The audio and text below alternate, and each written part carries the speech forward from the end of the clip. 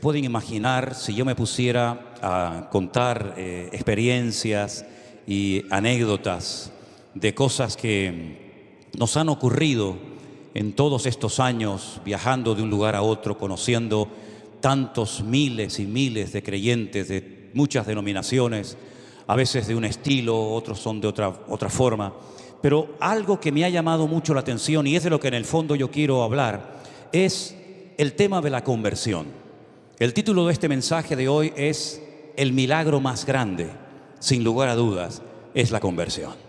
En mi caso particular, y perdonen que ponga mi ejemplo como primero, yo me convertí instantáneamente. No tardé mucho tiempo en dar el paso de recibir, de aceptar a Cristo como mi Señor y Salvador personal. Yo fui una mañana a una iglesia, había una especie de clases de escuela dominical, no hubo llamamiento, ni se habló así, digamos, de una forma evangelística, pero a la tarde, cuando volví, en el primer culto, digamos, con predicación, con alabanza, con llamado, que yo asistía en mi vida, en esa primera reunión yo recibí a Jesús como mi Señor y Salvador personal hace ya muchos años atrás, y no me costó recibir a Cristo, ni muchísimo menos. Creo que ha sido la decisión más sabia y la mejor decisión que he tomado en toda mi vida, y no me arrepiento jamás de haberla tomado.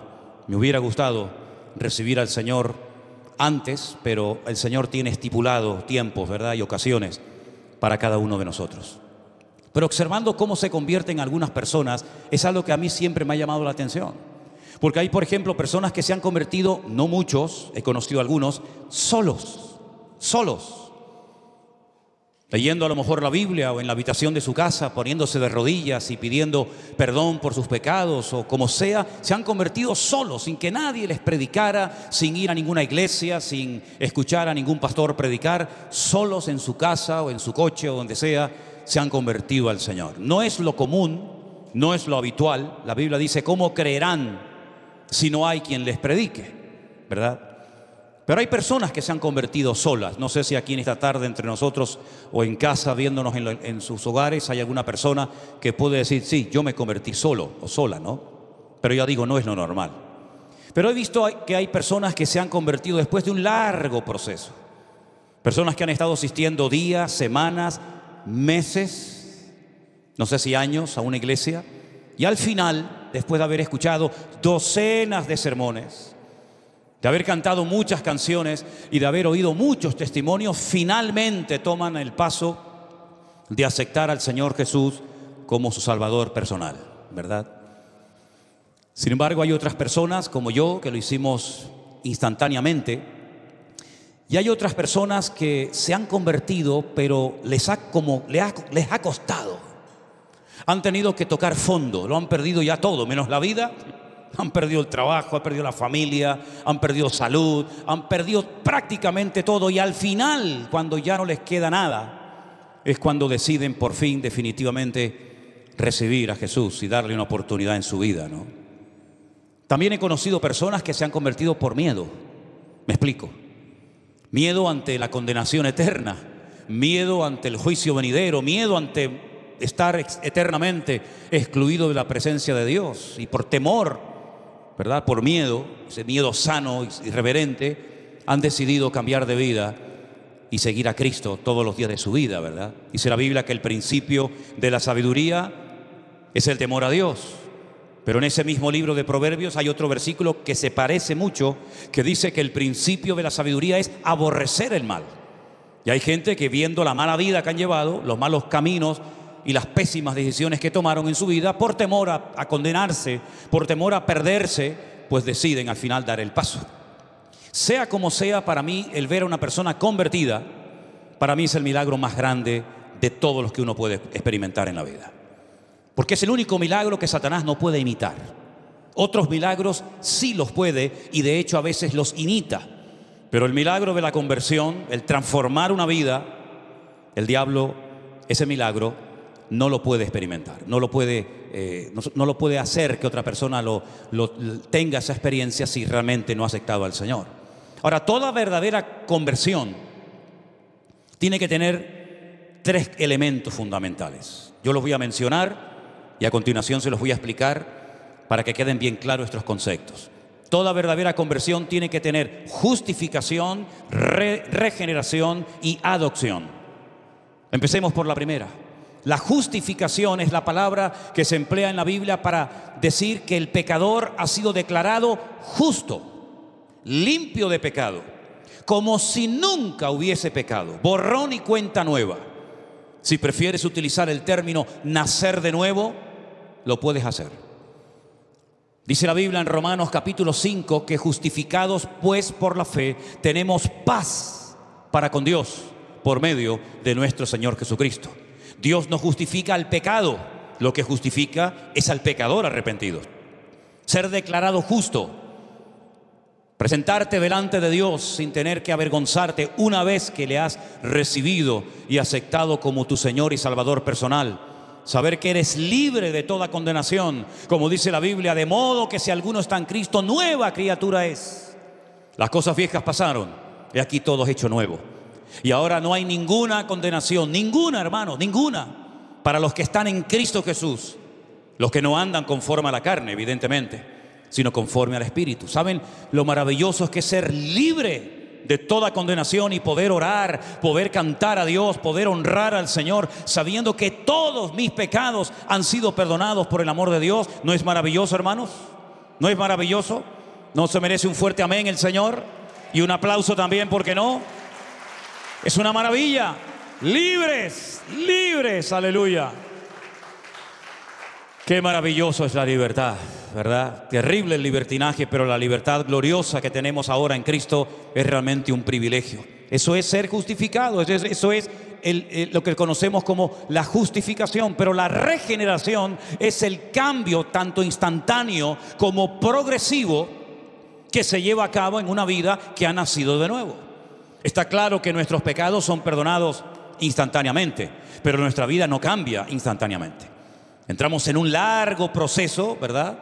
Y ahí el Señor comienza a moldearnos, ahí el Señor comienza a tratar con todas y cada una de las áreas de nuestra vida. Comienzan a salir cosas que ni siquiera sabíamos que las teníamos. Es como cuando calientan el oro y entonces comienzan a salir todas las impurezas y las van quitando, ¿verdad? Y eso es lo que ocurre después de haber sido justificados por el Señor. Que el Señor comienza a tratar con nuestro carácter. El Señor comienza a tratar con cosas de nuestro pasado que todavía en nuestra mente nos juegan o les gustaría jugarnos malas pasadas, ¿verdad? Y el Señor comienza a transformarnos, comienza, digamos, a moldearnos. Y en vez de parecernos al diablo, comenzamos a parecernos a Cristo. Cuando el hombre pecó, comenzó a hacer cosas que son típicas del diablo.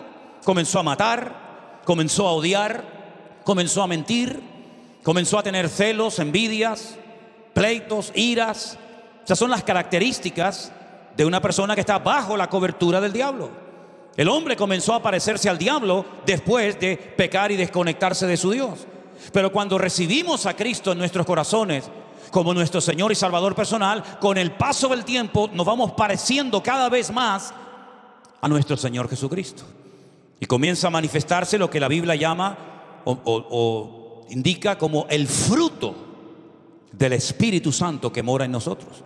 Comenzamos a amar cosas que antes odiábamos.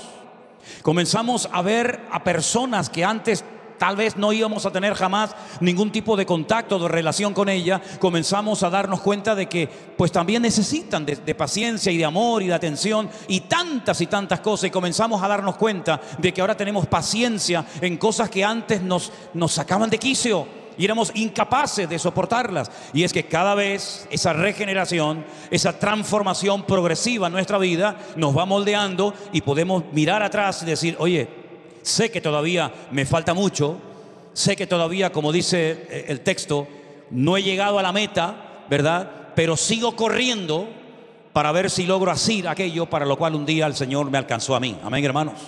Y finalmente, la adopción. Es decir, ahora tengo una familia.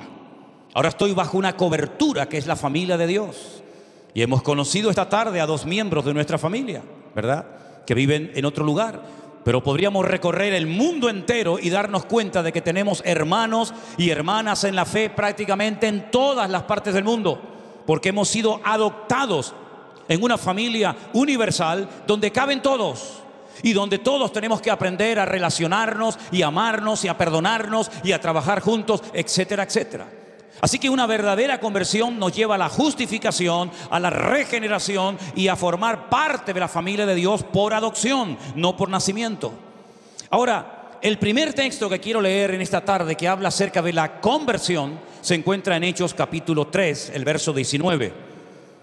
Pedro y Juan acaban de orar por un paralítico que ha sido milagrosamente sanado y ellos aprovechan la oportunidad para dar testimonio de su Dios, para evangelizar a las personas que allí están viendo aquel milagro. Y él dice, ya digo, en el capítulo 3, verso 19, arrepentíos y convertíos. Las dos palabras. Tú te puedes arrepentir de algo que has hecho, pero eso no significa de que te hayas convertido.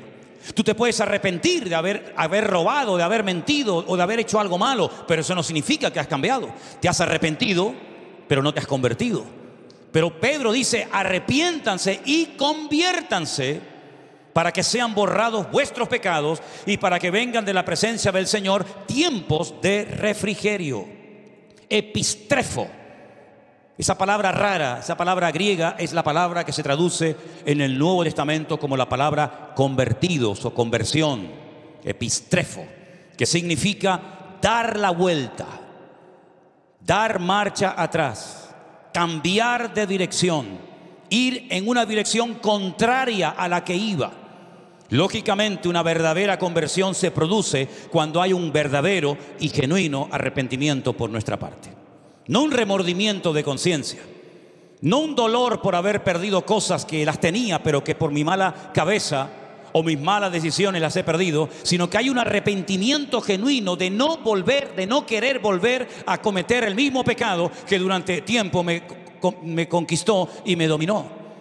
Cuando hay un verdadero arrepentimiento, se puede decir que hay una verdadera conversión y un genuino deseo de cambiar y un genuino deseo de honrar y de servir al Señor, que tal vez antes no creíamos en Él, pero que ahora nos hemos dado cuenta de que lo amamos y lo conocemos y de alguna manera queremos esforzarnos por servirle y por honrarle todos los días de nuestra vida. Ahora, no tenemos que confundir el venir a la iglesia con convertido, porque hay gente que puede venir a la iglesia toda su vida. De hecho, hay gente que ha nacido, por así decirlo, en el seno de una iglesia. A lo mejor desde el vientre de su madre, ya su madre lo traía a los cultos. Y cuando este niño, esta niña nació, comenzó a ir a la escuela dominical y comenzó a asistir a algún campamento y comenzó a ir a algún retiro, pero eso no significa de que sea convertido. ¿Y cuántas veces nos confundimos pensando, creyendo que esta persona, porque lleva toda la vida en la iglesia, ya es un convertido? Y de convertido, nada. Puede ser un simpatizante, una persona que tiene su círculo de amistades dentro de la iglesia, porque como su vida ha girado siempre en torno a la iglesia, no tiene contactos, no tiene amigos fuera y parece que es un cristiano, parece que es un convertido, pero no lo es. Es una persona que se ha criado en un ambiente cristiano, pero no es cristiano.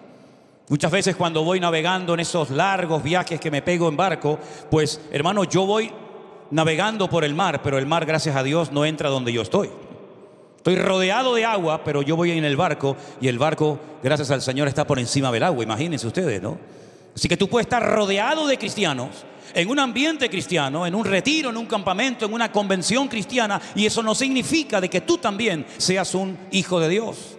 Porque la salvación es personal e intransferible.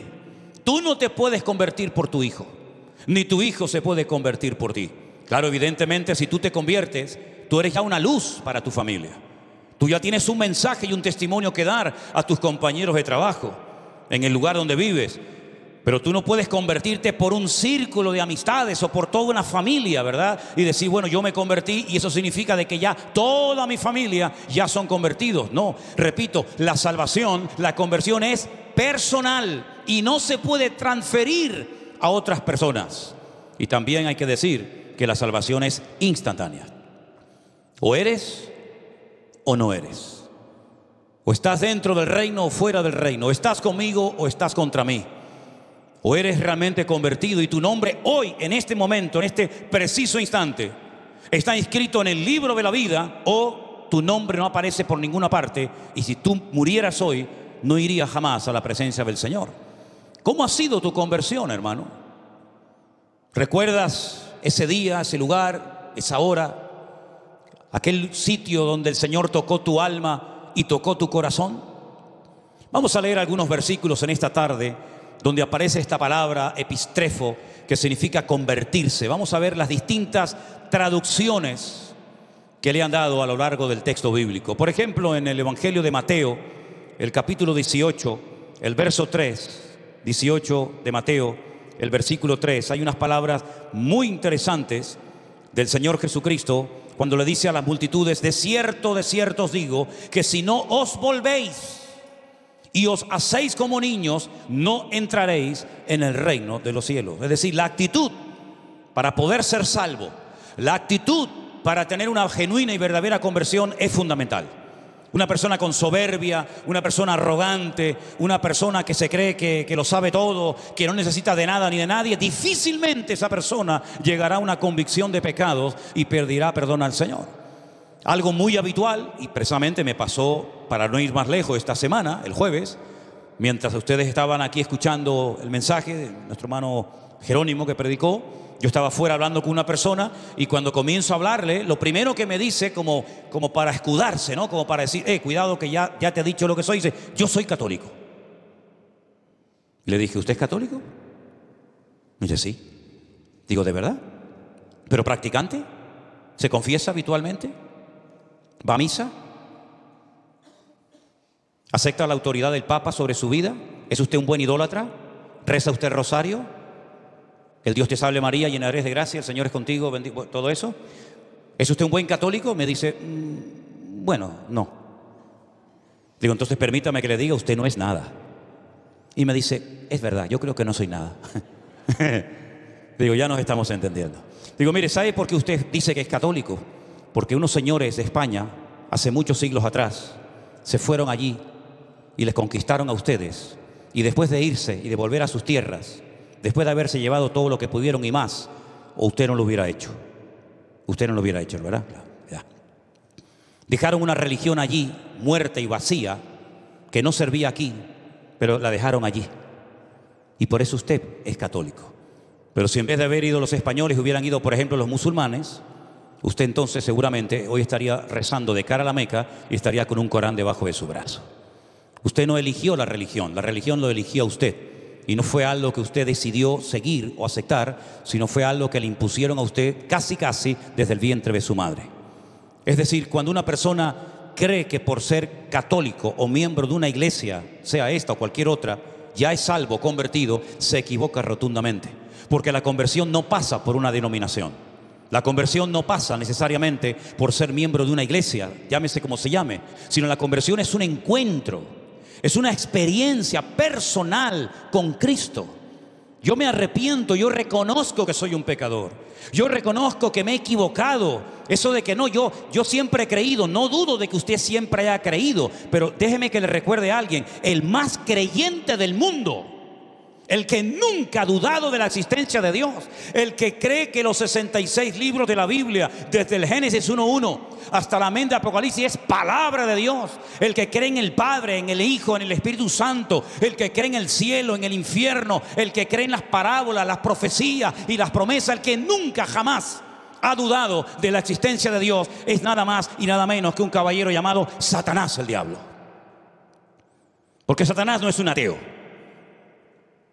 Porque la Biblia dice que para ser ateo hay que ser necio. Eso lo dice la Biblia. Y Satanás de necio no tiene nada. Satanás es acabado en hermosura, el sello de la perfección y lleno de sabiduría. Dice la Biblia que Dios así lo creó. Y díganme ustedes si Satanás va a pasar la eternidad en la presencia del Señor junto con su amada iglesia. ¿Usted cree en eso? Pero si es un creyente, si jamás ha dudado de la existencia de Dios, es que creer sí es importante, pero no es suficiente. No hay ningún mérito en decir yo creo en Dios. Yo he creído toda mi vida. ¿Y quiere que ahora le toquemos una música especial y le hagamos una fiesta por haber creído en Dios? No hay ningún mérito en haber creído en Dios. El mérito no está simplemente en creer. El mérito está en confesar que ese Dios en el cual creo, a partir de hoy va a ser mi Señor, mi Salvador, mi cobertura, mi amo, mi dueño y mi todo. Y yo le rindo a Él mi vida, y entonces es cuando comienzo a experimentar el gozo de la salvación, porque uno no nace salvo y luego con el paso del tiempo se condena, sino que uno nace condenado y hay un momento puntual en la vida en el que tú te conviertes y experimentas el nuevo nacimiento. Y de nada sirven las teorías. Un hombre principal entre los judíos que se sabía muchos libros de memoria de la Biblia, más que cualquiera de nosotros, le dijo al Señor: Señor, sabemos que has venido como maestro, porque nadie puede hacer las señales que tú haces si no está Dios con él. El Señor se le queda mirando y le dice: mira, Nicodemo, escúchame una cosa. Si tú no naces de nuevo, tú no puedes ni ver ni entrar en el reino de los cielos. Ni ver ni entrar. Me llama mucho la atención esos dos verbos, porque podía haber dicho: podrás ver el reino, podrás ver la gloria, pero no entrarás en ella. ¿Por qué le dijo ni ver ni entrar? Porque ellos casi reverenciaban al que llaman Moshe Rabenu. Moisés es nuestro maestro, y se dirigen a él con un respeto tremendo, ¿verdad? Y ellos saben perfectamente que Moisés no entró en la tierra prometida, pero vio la tierra prometida. La vio desde la frontera de lo que llamaríamos hoy en día Jordania. El Señor le dijo: no vas a entrar, te lo he dicho, pero te voy a permitir ver la hermosura de la tierra prometida. Y dice que milagrosamente le permitió ver toda la tierra de Canaán, toda la tierra que fluye leche y miel, pero no entró en ella. Pero en el caso tuyo, Nicodemo, toda la Torá que te sabes de memoria, todos los 613 mandamientos que has aprendido de memoria desde tu más tierna infancia, toda tu circuncisión y todo lo que te sabes de memoria no te va a servir ni siquiera para ver el reino si no naces de nuevo. Así que tienes que nacer de nuevo para poder ver, para poder entrar y para poder disfrutar de ese reino. Y lo dejó planchado porque no entendía nada. Y le dice: pero esto es imposible. Pero lo que me estás proponiendo es que me vuelva otra vez a meter en el vientre de mi madre y nacer de nuevo. Yo no puedo hacer eso. No hay nadie que pueda hacer eso. Y el Señor le explica que no es ese tipo de nacimiento, ¿verdad? Sino es el nacimiento espiritual, ese encuentro con Cristo, ¿verdad? Y como he dicho en varias ocasiones, si tú has nacido una vez, vas a morir 2 veces. Pero si tú has nacido 2 veces, solamente vas a morir una sola vez. Algunos dirán: no entendí nada. Pues ahí te lo dejo. Te lo vuelvo a repetir: si has nacido una vez, mueres 2 veces. Y si has nacido 2 veces, solamente morirás una sola vez. La semana que viene le explico por qué. Eso es lo que dice la palabra, que tenemos que hacernos como niños. Hay un cambio de actitud. Ya no me escudo, ya no me escondo detrás de una enseñanza religiosa, llámese como se llame, sino que incluso tengo que tener la actitud de un niño dependiente de mi Dios y de mi Padre, sabiendo que no es por mis méritos, por mis buenas acciones, por mis buenas obras que obtengo en la salvación de mi alma, sino por los méritos de aquel que nosotros lo llamamos nuestro Señor Jesucristo. ¿Cuántos dicen amén? Hay otro texto en Lucas, capítulo 22, verso 32, donde también aparece esta palabra griega que ya la hemos mencionado. Lucas 22, 32. Priscila nos va a leer ese texto, por favor. Pero yo he rogado a ti que tu fe no falte, y tú, una vez vuelto, confirma a tus hermanos. Una vez vuelto, es decir, tienes que volver. ¿Volver de dónde? Del camino de apostasía que has escogido, Pedro. Tú te has desconectado de mí, tú has renegado de mí y de mi nombre. Tú has dicho públicamente: no lo conozco, no sé quién es ese hombre. Tienes que volverte, tienes que ir al epistrefo, tienes que volver atrás y volverte ¿a quién? A Dios, para que Él te vuelva a perdonar, para que Él te vuelva a restaurar y poner en primera línea donde estuviste, pero que saliste porque me negaste públicamente. Y todos lo sabemos, ¿verdad? Una vez más, vemos ahí cómo esta palabra se traduce como volver, retroceder. No sigas por ese camino porque vas mal. Hay un proverbio que ustedes saben, muy conocido, que dice: hay caminos que al hombre le parecen derechos, pero su fin son caminos de muerte. Si la hermana que el otro día me mandó un WhatsApp diciendo que puedo tener problemas en la mano del metacarpiano porque cojo mucho el micrófono, no se haga ningún problema, hermana. Estoy perfectamente de los metacarpianos y de todas esas vainas. Hechos capítulo 26. Gracias por su preocupación, hermana. pero cada día estoy mejor. Diga al débil, fuerte soy. Y Él renovará nuestras fuerzas como el búfalo, dice la Biblia. Estarán vigorosos y verdes. Algunos están verdes, Algunos. Hechos capítulo 26, verso 16. Priscila, por favor, léemelo. Pero levántate y ponte sobre tus pies, porque para esto he aparecido a ti, para ponerte por ministro y testigo de las cosas que has visto, y de aquellas en que me apareceré a ti, librándote de tu pueblo y de los gentiles, a quienes ahora te envío, para que abras sus ojos y para que se conviertan de las tinieblas a la luz, y de la potestad de Satanás a Dios, para que reciban por la fe que es en mí, perdón de pecados y herencia entre los santificados. Para que se conviertan. Si no se convierten, lo único que tienen es una religión, pero no tienen una conversión, no tienen una relación con Dios. Y yo te he cambiado, te he librado de tu pueblo y de los gentiles, te he transformado, me he aparecido en tu camino. He quitado las escamas de tus ojos para que te conviertas en un testigo mío y vayas por todas las naciones de la tierra predicando la palabra, para que pasen la gente de las tinieblas a la luz, del equipo del diablo, de los perdedores, de los amargados y de los frustrados al reino de Dios, ¿verdad? Y para que se conviertan y convirtiéndose puedan conocerme y puedan tener el gozo de la salvación y puedan heredar la vida eterna, porque cuando una persona se convierte en coheredero con Cristo, ¿verdad? Como dice la palabra de Dios.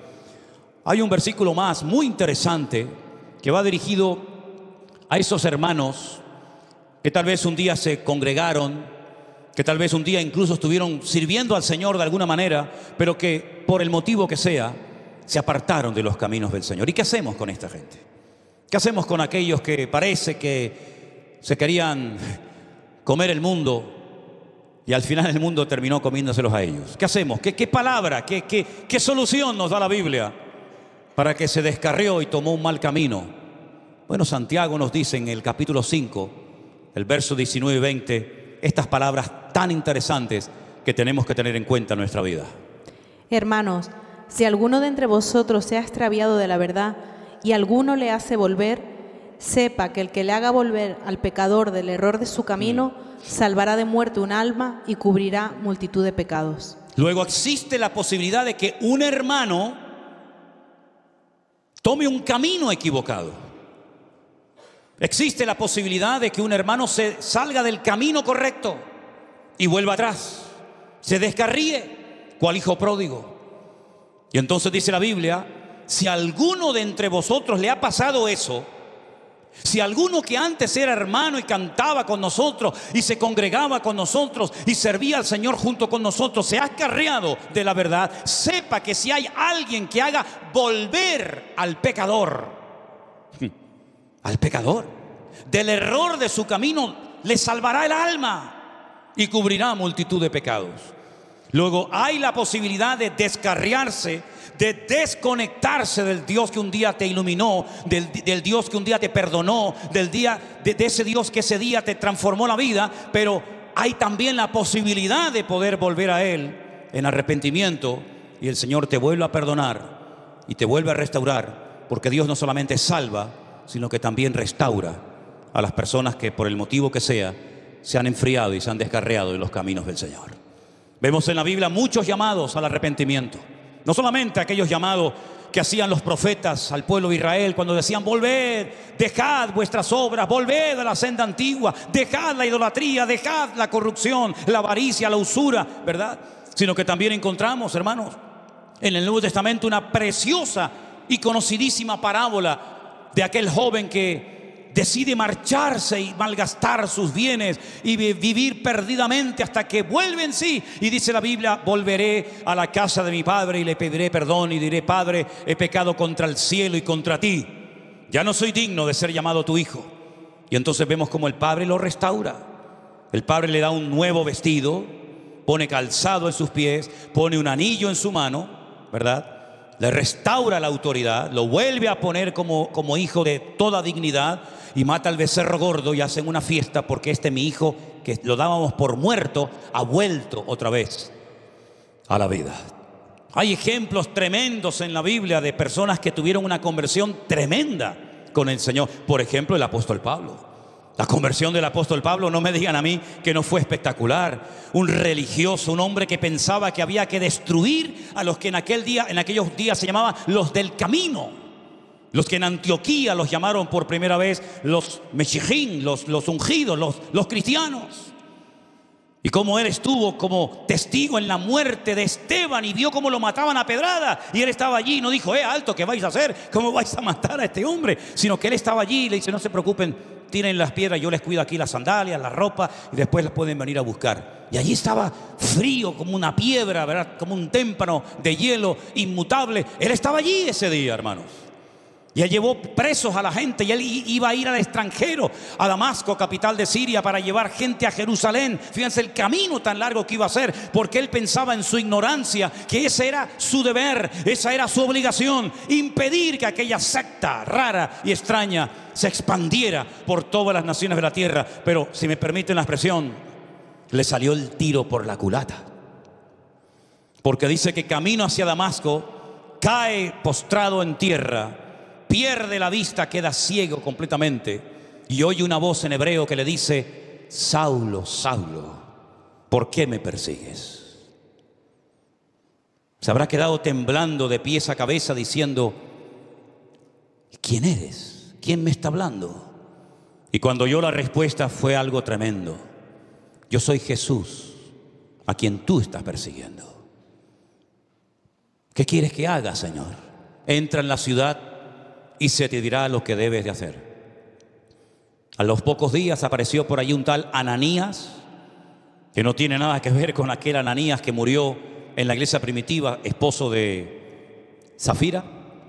Y dice que tenía miedo de ir a orar por él, porque decía, Señor, hemos oído lo que este hombre ha hecho, cómo le ha hecho daño a tus santos, cómo tiene poder y tiene cartas que le autorizan a llevarnos presos a Jerusalén si quisiera.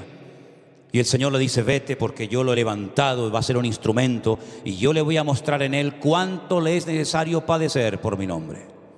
Y llega y le pone las manos encima, recobra la vista, dice que se le caen como escamas de los ojos y allí se bautiza. Aquel ritual que los judíos hacían habitualmente, ¿verdad? Para purificarse, pero ahora haciéndolo de corazón, ¿verdad? Y dice que al momento, prácticamente a los pocos días, se convirtió en un atrevido, en un valiente predicador, de tal manera que decían, pero este no es el que nos mataba el otro día, este no es el que venía a perseguirnos, que lo que le ha pasado. Y dice que los hermanos tenían miedo de juntarse con él. Claro, ¿cómo no van a tener miedo? Pero sin embargo, un hermano llamado Esteban dijo, ven Pablo, ven, yo te voy a presentar a los hermanos. Hermanos, no tengan miedo, les presento aquí a nuestro hermano Saulo de Tarso, que a partir de ahora se va a cambiar el nombre, se va a llamar Pinjas o Pablo, y él es un hermano nuestro en la fe.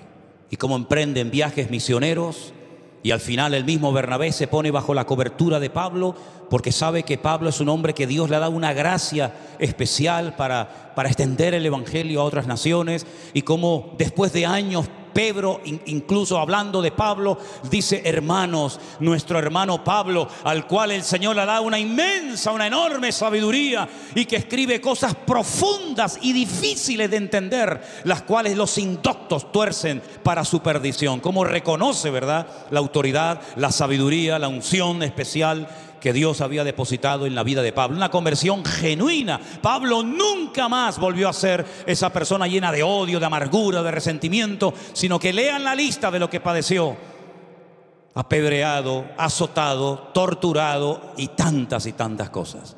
Una conversión genuina. Amén, hermanos. No me digan a mí que la conversión no es el milagro más grande de todos los que podemos observar a lo largo de nuestra vida. ¿Y qué me dicen ustedes de aquel etíope, aquel hombre de color que venía sentado en su carro después de haber estado en Jerusalén y había comprado seguramente por una fortuna un pergamino, un lienzo del profeta Isaías, que no sé ni cómo podía leerlo porque estaba en un idioma que él no dominaba, pero se ve que lo leía, pero no entendía nada? Hasta que Felipe, aquel que había sido diácono en la iglesia primitiva, se le acerca al carro y le dice: ¿tú entiendes lo que estás leyendo? Y el etíope, con toda sinceridad, dice: no entiendo nada. Como cordero fui llevado al matadero. ¿Pero quién fue llevado al matadero? El que está escribiendo está hablando de otra persona. No entiendo nada. Y entonces Felipe se sube en el carro con aquel etíope eunuco, miembro de la reina Candace, y comienza a hablarle y hablarle y llegan a un lugar, a un oasis en el desierto donde ve agua, y Felipe se para y el etíope le dice: yo quiero ser bautizado. ¿Hay algún impedimento? ¿Hay algo que impida que yo sea bautizado? ¿Será mi color de piel? ¿Será que no soy judío? Y Felipe le dice: no hay ningún impedimento, hijo. ¿Tú crees en Jesucristo con todo tu corazón? Dice: sí creo. Dice: pues vamos a bautizarte. Una conversión genuina. Después dice la historia que fue a Etiopía, le habló a la reina Candace, y hasta el día de hoy hay una comunidad tremenda de cristianos en Etiopía, y algunos dicen que él fue el evangelista, el instrumento que el Señor utilizó para alcanzar aquella nación, ¿verdad? ¿Y qué me dicen a mí del carcelero, hermanos?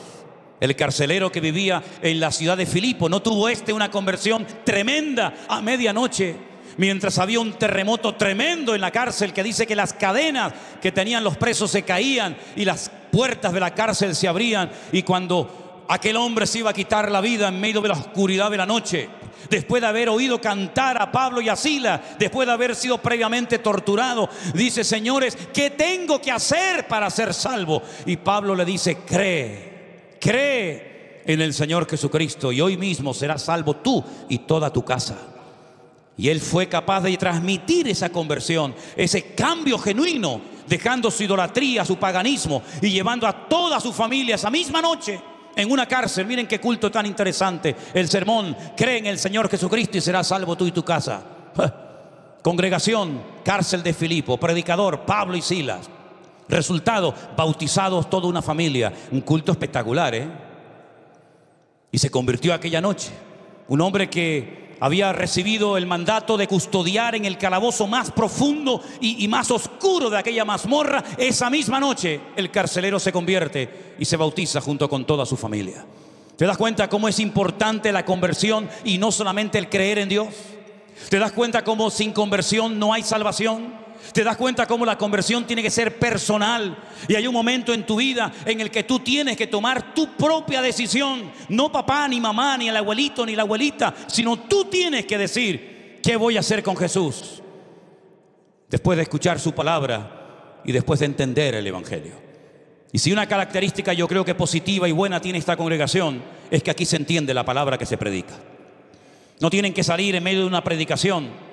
Estos hermanos que a veces se levantan es porque me imagino que quieren ir al baño, pero no es porque tienen que ir a la librería de la esquina a comprar un diccionario porque no entienden la terminología al que el pastor está predicando. No es por eso, porque en esta iglesia se entiende perfectamente el mensaje, da igual quien lo predique, porque la gracia y la cobertura del Espíritu fluye en todos los que se suben a este lugar a predicar, de tal manera que hasta el más pequeño y el más tonto y el más nuevo puede entender perfectamente lo que ese hombre quiso decir ese día con la predicación del evangelio. Y ahora que ustedes han entendido el evangelio y que les ha hablado de la conversión y les ha hablado de que hay que arrepentirse y convertirse, y no es cuestión de cambiar de imagen, no es cuestión de cambiar de religión, es cuestión de cambiar de camino, de rumbo. Si en esta tarde entre nosotros hay alguna persona que nunca se ha convertido, ahora es el momento ideal e idóneo para que tú tengas tu propio encuentro y tu experiencia personal con Cristo Jesús. Cierra tus ojos ahí donde estás y piensa en esta tarde: ¿estás tú realmente convertido?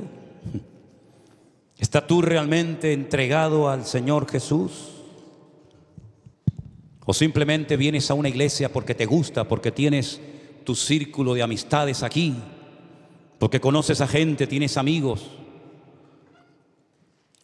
¿O porque realmente tu corazón está en Cristo y en la iglesia del Señor? Aleluya.